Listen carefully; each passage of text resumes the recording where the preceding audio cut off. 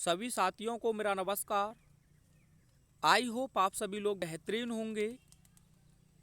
आज आप लोगों के लिए एक बहुत ही अच्छी न्यूज़ है कि 2023-24 में जो आपके बोर्ड एग्ज़ाम्स होने हैं, आपकी जो वेबसाइट है बोर्ड की UPMSP, उसने अपने सभी सब्जेक्ट्स के मॉडल पेपर जारी कर दिए हैं।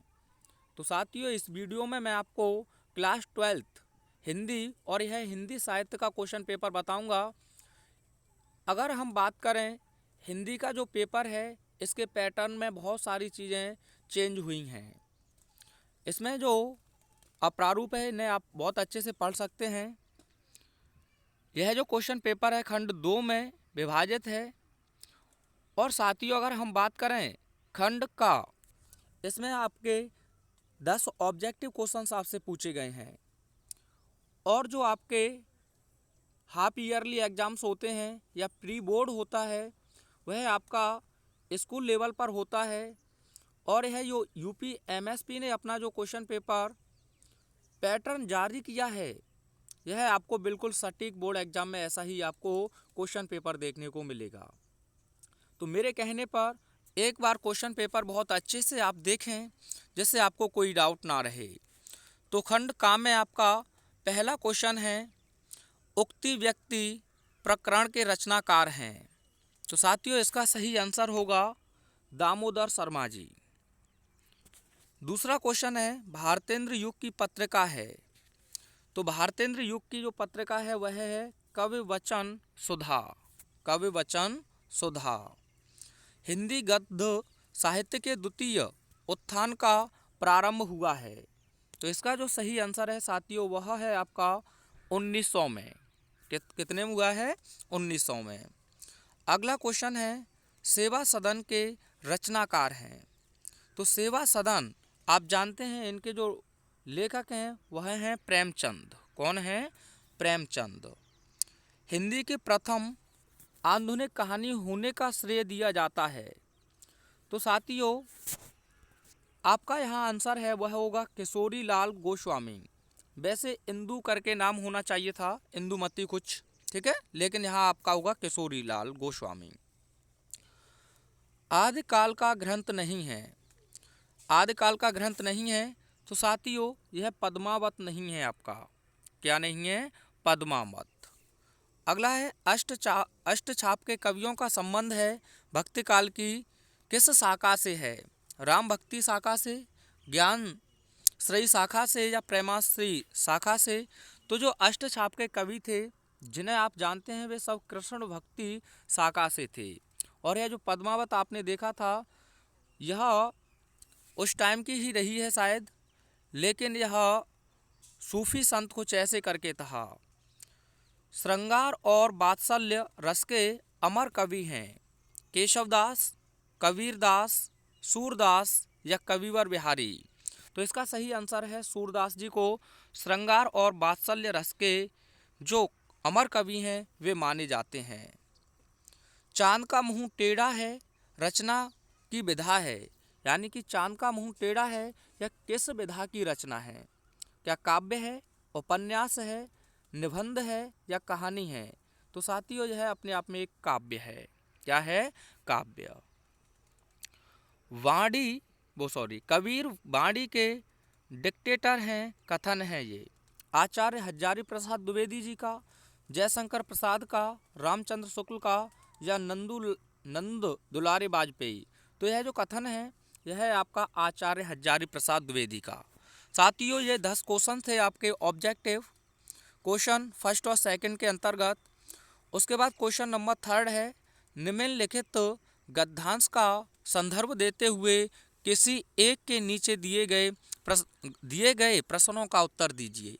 मैं साथियों आपको एक चीज़ क्लियर करना चाहूँगा, UPMSP ने 2021-22 के लिए क्वेश्चन पेपर जारी किए थे सभी सब्जेक्ट्स के। तो मैं स्पेशल इंग्लिश का टीचर हूँ, तो मैंने बहुत सी चीज़ों को इस मॉडल पेपर से आते हुए देखा है। तो आप एक बार अच्छे से सभी क्वेश्चन पेपर को लगाएंगे और बहुत अच्छे से अपने आप को इन्हें सॉल्व करेंगे।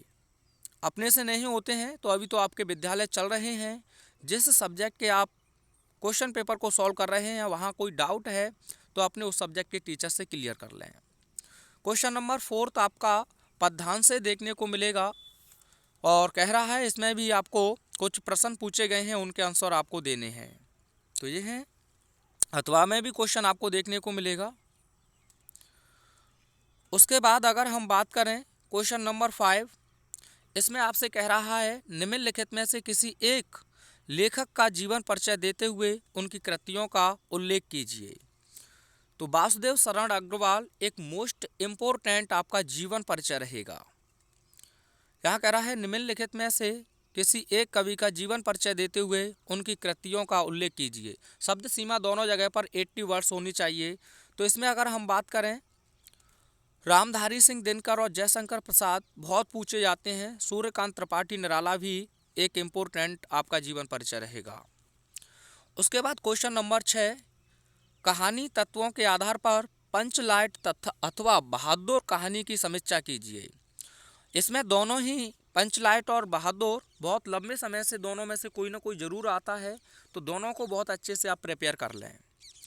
या फिर कर्मनाशा की हार कहानी के प्रमुख पात्र का चरित्र चित्रण कीजिए, यानी कि कैरेक्टर स्केच आप लिख सकते हैं चाहे तो। क्वेश्चन नंबर 7 है आपका स्वपठित खंड काव्य के आधार पर निम्नलिखित प्रश्नों में से किसी एक प्रश्न का संक्षिप्त उत्तर दीजिए। अब यह साथियों आपको अपने जिले वाइज तैयार करना होता है और उसी के अकॉर्डिंग आपको इनमें से आंसर लिखने होते हैं। खंड ख आपका संस्कृत है और इसमें क्वेश्चन नंबर का है निम्नलिखित संस्कृत गद्यांश का संदर्भ सहित हिंदी में अनुवाद कीजिए। पहले आपको संदर्भ लिखना है, उसके बाद इन दोनों में से किसी एक को आपको हिंदी में कन्वर्ट करना होगा। अगला क्वेश्चन है निम्नलिखित श्लोकों का हिंदी में अर्थ संदर्भ सहित अनुवाद कीजिए। तो इनमें से भी किसी एक श्लोक को आपको संदर्भ के साथ हिंदी में अनुवाद करना है। अगला क्वेश्चन है निम्नलिखित में से किन्हीं दो का संस्कृत में उत्तर दीजिए। यानी यह प्रश्न पूछे हैं, इनमें से किसी एक को आपको संस्कृत में आंसर देना है। दिलीप कस्य प्रदेशस्य राजा आस्ति, तो बहुत इजी क्वेश्चंस आपसे पूछे जाते हैं। उसके बाद सो होता है आपका ग्रामर स्टार्ट। श्रृंगार रस अथवा करुण रस की परिभाषा लेकर उसका उदाहरण दीजिए। दोनों अच्छे हैं और दोनों इजी हैं। श्लेष अलंकार अथवा दृष्टांत अलंकार की परिभाषा उदाहरण सहित लिखिए। तो श्लेष अलंकार इजी होता है दृष्टांत अलंकार की अपेक्षा। चौपाई छंद अथवा दोहा छंद की परिभाषा उदाहरण सहित लिखिए। तो दोहा अधिक इजी होता है साथियों। उसके बाद क्वेश्चन नंबर 11, निम्नलिखित में से किसी एक विषय पर निबंध लिखिए। तो बेरोजगारी समस्या का समाधान मोस्ट इम्पोर्टेंट रहेगा ये आप लोगों के लिए। सर्वधर्म समभाव ये भी अच्छा है। पावक का संधि विच्छेद कीजिए। तो ऑप्शन नंबर फर्स्ट ही सही है, प प्लस अकह। प्रजेत का संधि विच्छेद होगा, तो इसे आप देख सकते हैं। पुस्तकालय में संधि है, तो कौन सी संधि है साथियों पुस्तकालय में? तो व्यंजन संधि रहेगी आपकी। उसके बाद निम्नलिखित में से किसी एक का विग्रह करके समास का नाम लिखिए। दशानन, तो यह शायद बहुव्रीहि हो जाएगा आपका। क्वेश्चन नंबर 13, बैंक में खाता खोलने के लिए बैंक प्रबंधक को आवेदन प्रार्थना पत्र लिखिए। या फिर अथवा में पूछा है शहर में फैली संक्रामक बीमारी की तरफ जिलाधिकारी का ध्यान आकर्षित करने के लिए आवेदन पत्र या प्रार्थना पत्र लिखिए। क्वेश्चन नंबर 14, निम्नलिखित में से किसी एक शब्द के धातु एवं प्रत्यय का योग स्पष्ट कीजिए। तो यह 3 क्वेश्चन हैं आपके। और आगे कह रहा है निम्नलिखित में से किसी एक शब्द का प्रत्यय लिखिए। और अंतिम क्वेश्चन है आपका रेखांकित पदों में से किसी एक पद में प्रयुक्त विभक्ति तथा संबंधित नियम का उल्लेख कीजिए। तो इस प्रकार से आपका यह रहा साहित्य हिंदी का क्वेश्चन पेपर साथियों।